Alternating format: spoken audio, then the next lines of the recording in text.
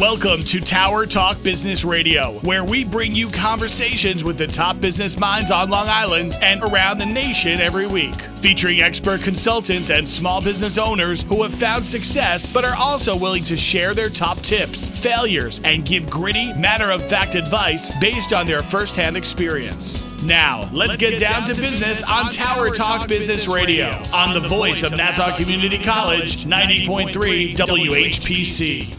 Hello and welcome to Tower Talk Business Radio. My name is Ray Schwetz, AVP of Business Banking at Jovia Financial Credit Union, and we're focused on being the premier resource for business and entrepreneurship. We bring you weekly business advice, tips, tools, and services that help you grow your business. And plus, we interview the top business leaders in the industry. I'm very excited today because helping provide us with business empowerment is a seasoned business leader and mindset coach, Jessica Rivera. Jessica's mission is to build teams that empower people to be self-led while increasing productivity and profit. So welcome my very good friend, Jessica, to the show. Yes, thank you so much for having me here. I'm so excited to be here. Well, I'm excited to have you on because, you know, the first time we met, I was so impressed by you and your background and everything you're doing. It's very inspiring. Why don't you tell us a little bit about yourself, your background, because you started in corporate America, the cutthroat world of corporate America. Yes, the cutthroat world of corporate America and sales. But honestly, being born and bred in New York, I was like perfectly fit for the job. Yes. And so I worked in a male-dominated industry, as most are, in banking in the financial services world. And to be honest, it was the best job I had ever had. It was remote. I worked in a remote environment since 2007, and I loved it. And then I continued to climb the corporate ladder and lead teams. And things change when you go from being an individual contributor, where you are responsible for all of, you kind of reap what you sow, to now being responsible for others. And what I found for me, it made me a better person, a better mother, a better friend, a better everything, because I learned so much about myself. It's true. It's a very solo thing when you're out there, and you got to drum up the business. You got to be the rainmaker and make everything happen. Now, how did that kind of shape you? Certainly it helped you develop as a person. How did that shape you into the coach that you are today now? Yeah, what I found was, listen, the numbers are important, right? I was in sales. I ran a $4 billion department. And the numbers are important, but how you get to the numbers, I was already frustrated with, right? The people, you have to tell them the same thing over and over again. And everybody doesn't work the way you do, right? I felt like my work ethic was top notch. And I was really frustrated with having to, what I felt was treat people like children, adults. I hated that. And so I wanted a better way to do things. And when we think about leadership, and the way kind of we grew up is that kind of command and control, right? That right. Patriarchal type of leadership. And Captain Kirk, exactly. Captain Kirk was kind of a nice guy, and some leaders are not. But that was kind of the vibe, right? We all know that type of leadership. There were some aspects of it that I thrived in and I liked. I did not like that command and control. So how could I do it better I'm like, there needs to be a better way to get the results that I want and not be so frustrated. And I started really digging in, and the corporate, the company I was with at the time offered us to be certified in Stephen Covey, 7 Habits of Highly Effective People. I had already been on a self-discovery, a self-development kind of vibe in my life. I had been in therapy for many years. I read tons of books, and I was trying to put these tools and tactics into place. But the Stephen Covey becoming certified really helped me execute on that. And once I saw how I changed my leadership style, and how it affected my team, we got the results faster. We were all happier. And they were confident. To see their transformation, it lit me up. It made me so excited. And then the numbers came in, and the whole organization felt it. They're like, hey, what's going on over there? Nice. So that's kind of how it manifested. Tell us a little bit about the transition from going to that world into now becoming a leadership coach, because it's certainly one thing to walk the walk, but then it's to teach others how to do that and empower others the way that you do. That's what I find very inspiring. So tell us about that journey. Yeah, the way I believed it to be, and I will tell you that the whole organization and even in my leadership line didn't necessarily subscribe to my way of leading things, but I was okay with that, right? I had gotten to a point where I'm okay. I had taught the people on my team, my assistant, like if I left, I wanted it to be, I believe that there should be somebody that should be able to fill my seat seamlessly. And so I had already known, I had a proven process of teaching others how to be better leaders. I had seen it. It fills me up and made me so excited. So when I then moved to becoming an entrepreneur, while I knew I had done it, I was very confident in the role I was in. The imposter syndrome came sweeping back in the entrepreneurial space, right? So it's like this consistent evolution of who you are, how you think. Those imposter syndrome will come back. The self-doubt will come back, even when you know, I know how to do this. So there was some self-coaching that I had to do again, but I also hired my own coaches. I really leaned on my resources and really continued to invest in myself. Yeah, and that's key, because really surrounding yourself with folks that can help prop you up and give you what you need. Look, we can't all know everything. I wish we could, but it's who you know and how they help you and how they support you. So kudos to you for going in that route now. And the results speak for themselves. I mean, you're working with lots of different business owners and organizations. And can you talk about some of the businesses and organizations that you'd like to partner with and that you have partnered with? Yeah. So with JR Coaching and Impact Leadership, which is a program that I have and how I serve small businesses and entrepreneurs, there we really walk through mindset. We really work on your communication, which a lot of people don't speak about, the importance of how we communicate and making sure our intent matches our technique. So we really walk through that, and then we move into strategy to really get them to make the impact that they truly want. And that's how I work with small businesses and entrepreneurs. But the beautiful part is I also partnered with a DEI company where we serve, large organizations. There, we're doing workshops. We're making sure that they are creating that belonging organization that they want to create through coaching, through workshops, through assessments, through things like that. And that's more for larger organizations.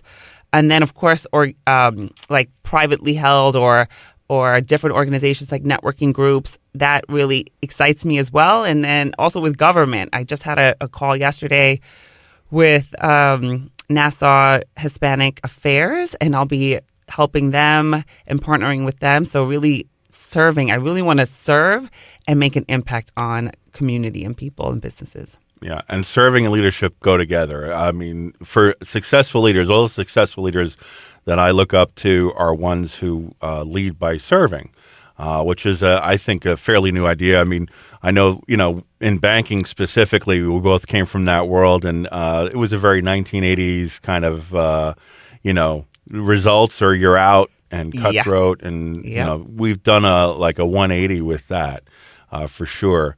Now, what type of networking groups do you work with? Can you give us some examples of some ones that you would recommend or find interesting based on their focus? Yeah, networking it's an interesting thing for me, and I've been in sales my whole life, but I will tell you, it still doesn't come natural to me to go into a room and say, "Hey, my name is." So I really have to really work on it. Get myself. It's important, and I know the results that are there and the connections that you can make.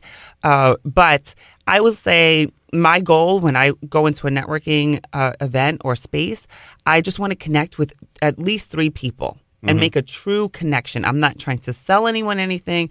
I am just trying to make a true connection.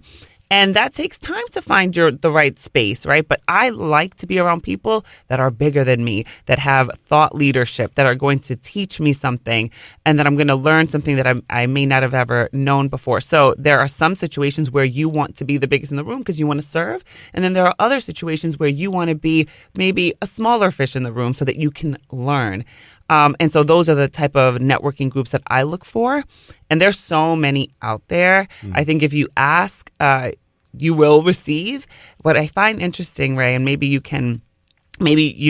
would agree with me or not, but what I find is that entrepreneurs sometimes feel like, I don't belong in a space with corporate folks. And then corporate folks feel like, I don't really belong in the space with entrepreneurs. And so it's interesting how that imposter syndrome will creep up in these weird ways. Yeah. No, I feel that sometimes when I'm in a room. I feel, and look, I've been doing this for almost 30 years, and you still feel like, oh, what do I know compared to these people? And you entrepreneurs sometimes feel the same way. Right. But what I find is that as you talk to people, you realize, hey, you know what? It's your focus is this, and you do this really well. My focus is this, and I can actually add to what you're doing, and vice versa. And it is always funny too, because I always find, you talk about the thought leaders. So I always find when I'm networking, I bump into the thought leaders in banking, which is my industry, and I'm like, wait a minute, but I'm looking to meet other people. Yeah. But it never fails. I'll sit at a table with 3 people that I don't know, and all 3 of them will be bankers. Yeah. We find each other. We attract who we are. That's what they say. And it's true when you start thinking about it. We attract who we are. Yes. Yeah. I think that there's something to that. All right, so look, we're talking about the imposter syndrome. So there are, unfortunately, imposters in every industry. There are in banking and financing, and you got to watch out for those.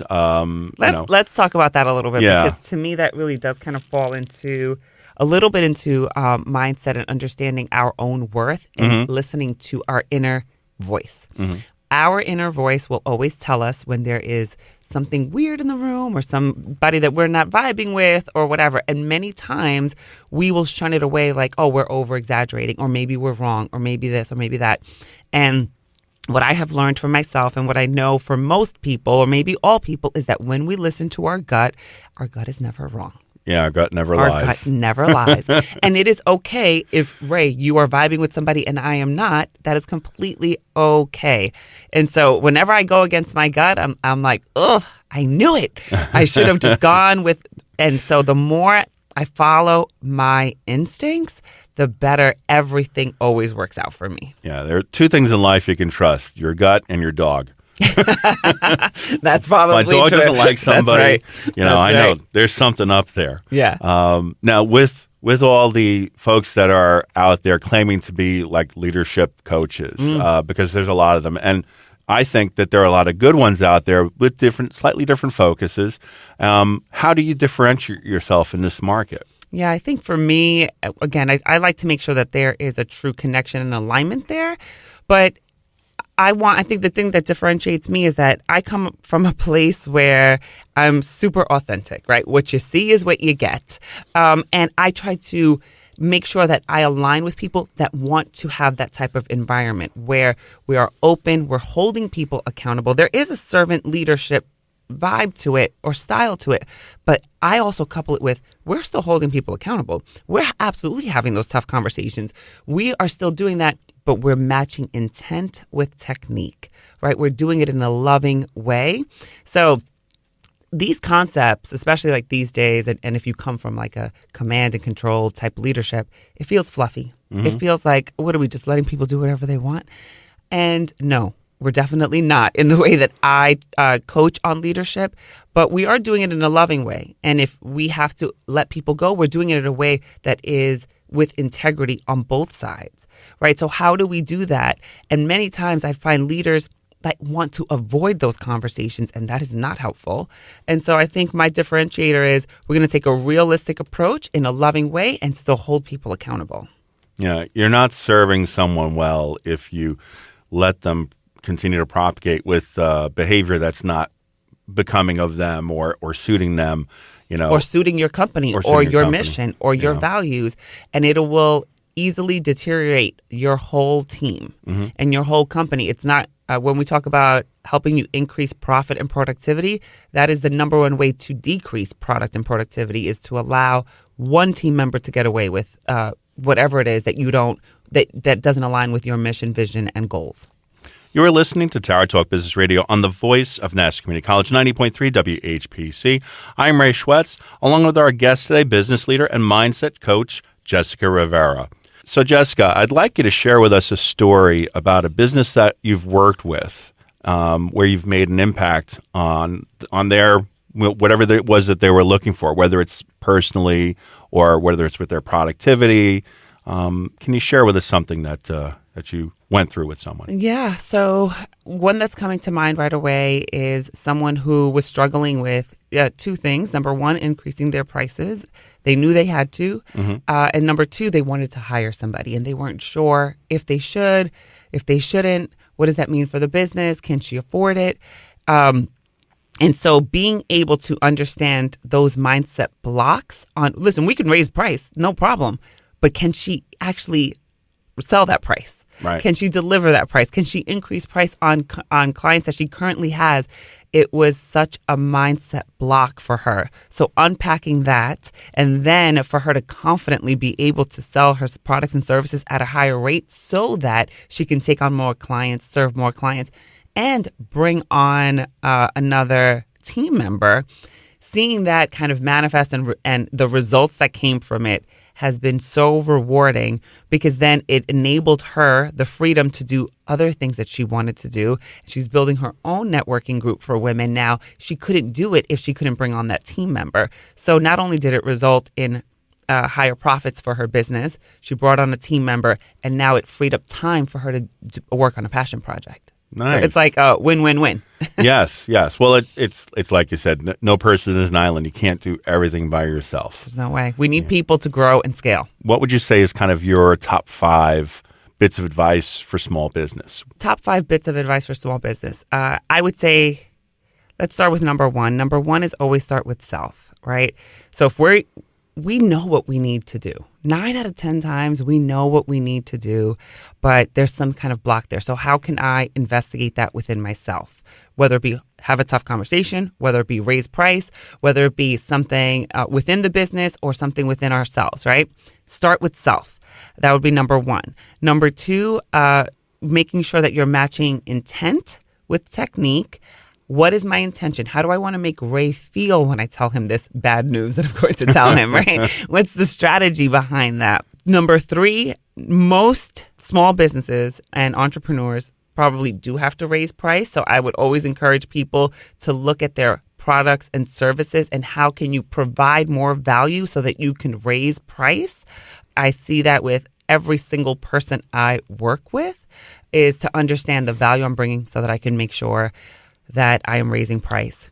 And the reason to do that, which is number 4, will be to make sure that you're creating a business that matches the life you want to live. So many times we are we are wanting to do it all. We've said that a couple of times in this conversation. We don't want to ask for help. We want to do it all. We think we need to do it all. That's how it shows that we're successful. And then we are not creating a business that matches the life we want to live.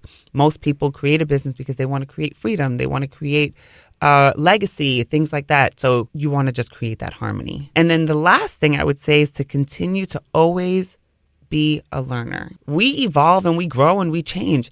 And if we're not, then we're declining, right? There's no kind of staying still. We're either declining or we're growing and evolving. And the way to do that is to think about sports, right? The only way you can get better at the game is if you play with somebody that's above you. Right. If you play with someone who's better than you, that's how you get better at the game. And so I'm always looking to put myself in those situations where I do feel a touch of imposter syndrome, because I'm like, ooh, that means I'm growing. That means I'm learning. That means I am getting better. And so I would say always invest in yourself through coaching, through development, through therapy, through whatever it is that you need, but continue to grow and challenge yourself I challenge my thoughts all the time. Why do I think that way? Why am I triggered by this person? Why? To understand so that I can get better and do more. Yeah, I love that. And it's true, because you got to always be moving. Sharks have evolved for millions of years. They're still around. They're constantly moving. Mm-hmm. And I find them very fascinating. And I often think that that's why we need to keep moving. You can't just sit still and stagnant. It's not good. Now, so I'm sure there's lots of misconceptions. I know what I observe sometimes is a couple of things when it comes to leadership. I'll observe that people have to know everything, because if they don't, they're looked at as weak. Mm-hmm.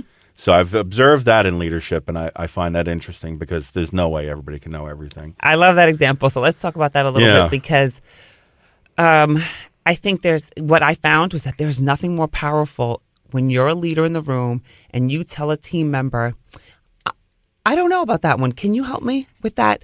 Or like giving it over to somebody else. That is the way you create more leaders. The number one job, and we've seen this quote for leaders, is to create more leaders. I don't want followers. I want you to step up. Like, make me step my game up because you are stepping your game up. I love that. So really making sure that we are creating more leaders is key.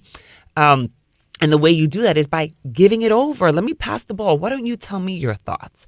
Why don't you take this over? Tell me what you know, because I don't know the subject very well. That's how you empower people. Yeah. Recently, I've been able to work with someone who's been working with me, servicing, doing like some of the paperwork and stuff, and it's he's younger than me. So what I found is that by working with him, it's made me a better worker because I've been more focused on, well, what am I doing? What impression am I giving? So I'm very focused on what I'm doing, and also I think for him, I'm learning from him. From his generation, like what his expectations are. Mm-hmm. So very different ideology from my own. And I feel like we're both kind of learning from each other. Yeah. And I don't look at it as like I'm his boss. I look at it more like, all right, yeah, I'm supposed to be his leader. I'm supposed to lead him in the right direction. Mm-hmm. However, we're on the same path. We're walking side by side. He's not walking behind me. Yeah, I think we're changing, right? As a society, which I love, is that there's no more that hierarchy, right? It's more like coach and player type of vibe. And oftentimes the student is the teacher, right? Mm-hmm. We're learning so much from teaching others. And I remember early on in my career when I would be the mentor, I would love taking on new employees because it would make me better and remind me of the tools and tactics that maybe I put to the side. So again, the student often becomes a teacher. And when you have that mindset of, I can learn something from everybody. I mean, children often teach us like, chill out, right? And they're funny and they fall and they get up and they often teach us. So we can really learn something from anybody. That mindset alone will get you far. Yeah. Yeah. The other thing I noticed, especially when it comes to leadership and coaching, I've been involved in several programs over the years, and all of them I find I pick up certain nuggets from, and there's been a few that I've been like, oh, I really like the path that this is going on, but somehow it just doesn't seem to follow through. It's like the golf swing that doesn't follow through, and I feel like it's because, and I've seen this with lots of different corporations, it's like a one and done. It's like all right, we need to increase sales, so we're going to have somebody come in here and talk to you about sales. They have this program, this person comes on, they're charismatic, they talk, you take some notes, and then you put the notebook away, and then you never look at it again, and nobody prods you to look at it again. Yeah. Yeah. So this is so great topic to talk about because that is the thing with learning and growing. Yeah. It's not a one and done. And so when I work with organizations, we typically, sure, we'll do a talk and we'll do a workshop if that's what you want, but that is not going to be sustainable. And a lot of these organizations, they struggle with a teaching that they did, somebody that they hired, a consultant that they came in, and they're like, they don't know why it's not sticking. Well, it's not sticking because it's not sustainable. You have got to have a program that lasts and remind them, because we all go back to our old behaviors, right? It takes time for us to change. It takes time to shift the culture. A lot of organizations are trying to change their culture to make it more servant leadership, to make it more kind of move with society. Society is changing, and it is difficult to change a culture. It takes time. So reminding us, oh, wait, I'm probably back in my old habits. Like somebody who wants to wake up early. They say that, okay, I'm going to wake up at 6. They wake up at 6 a.m. or 5 a.m. one day. Of course, that's not going to last. Going to the gym one day, you're not going to see results. So it does take time. And same goes, I'm 48 years old, right? I've been doing what I've been doing, and I've been telling myself the same thoughts and have had the same beliefs for so long. It's going to take time for me to change those things. Yeah. And so be patient. I'll add a 6th into that top 5. Okay. Be patient with yourself. Be patient with yourself, and don't beat yourself up. But no, each day is a new chance for you to start again, to have that conversation again, to change that mindset, to go to the gym, to wake up earlier, to work on yourself. Be patient. I don't think we want it. We want that quick. Quick results. We want the quick fix. And to be honest, I come from sales, and that's like supposed to be the pitch. It's easy, and we can change this in 2 seconds. most things take time. And when you're thinking about changing the way we do things after doing it for so long, or the way we think, or the way we lead, it takes time. Yeah. And it takes investment in yourself. Yeah, and there's a lot of different parts to this engine. Look, you mentioned the DEI space before. We're talking about leadership. We're talking about culture. We're talking about self. All of that, it needs to be addressed. It's not, you can't really succeed by just going after one thing in a silo. It's not one-dimensional. It absolutely is not. But I would say if you had to pick one thing, just one thing that will make a change in all of the rest, would be to work on self. Okay. Start with self. What's my intent? Why am I feeling this way? Why am I doing this? Why am I reacting this way? Is this the way I've always reacted? Typically, we're reacting to something that is so multi-level, and it just happens to be that one thing that set us off. What's coming up next for you? What are some of the things that you're looking forward to working on? Oh, so much. It's been a really exciting time, really working with large organizations. We just got off the phone with the financial services yesterday, and we're working on identity, which is a big topic these days. We're going to do a workshop there, really ending off 2023 with a bang. So working with large organizations, I'm doing some events, really focused on, I'm Puerto Rican, and I've been wanting to dive a little more into like the Hispanic community and giving back there. So with Nassau County's Hispanic Affairs, I'll be doing that along with an organization called Dream Lab that focuses on Latinas. I'll be doing that. Of course, working with small businesses and entrepreneurs, helping them make the impact they want through my program, Impact Leadership. And then working with you, Ray, we'll be working on some things to kind of help entrepreneurs and really reward them and give them the flowers that they deserve. So we're working on something together. It's an infancy stage, but super excited about it. Yep. So I have so much going on. My plate feels full. But the beauty of it is that, I never used to believe when they say, oh, well, when you find something you love, like you feel like you never work or whatever that saying is, right? Yep. But that is how I feel these days. It's like work and life is kind of all mixed together. It feels like a big old harmony. And some days I'm working really hard and really late. And other days I'm, out to lunch or dinner with friends. And so I love the space I'm in right now. Yeah, that feels like success to me. Yes. Yes. That's what it feels like to me as well. So Thank you. And so where can we find information about you? So I am on LinkedIn at Jessica Rivera. I think if you put in Coach Jessica Rivera, you'll find me because my name is a bit common. But I live on Instagram. I'm always hanging out there. At Coach Jessica Rivera. Also, I have my website, which is jrcoaching.net. So DM me. My DMs are always open. I love connecting with new people. But those are the places you can find me. Excellent. Well, Jessica, thanks so much for joining us today. Loved having the conversation with you. It's always a pleasure. Thank you so much for coming on the show. Thank you for having me, Ray. Oh, my pleasure. So we'd like to leave you with my co-host, Denisha Boston Hill, her philosophy. She always has a quote at the end of the show. The delicate balance of mentoring someone is not creating them in your own image, but giving them the opportunity to create themselves. And that's Steven Spielberg. We want to thank you for being with us. My name is Ray Schwetz, along with Denisha Boston Hill, your co-host and producers. Visit nccradio.org for more information. We are available on Odyssey, TuneIn, iHeartRadio, and as a podcast in iTunes, Android Podcasts, and Spreaker. This has been Tower Talk Business Radio on the voice of Nassau Community College, 90.3 WHPC.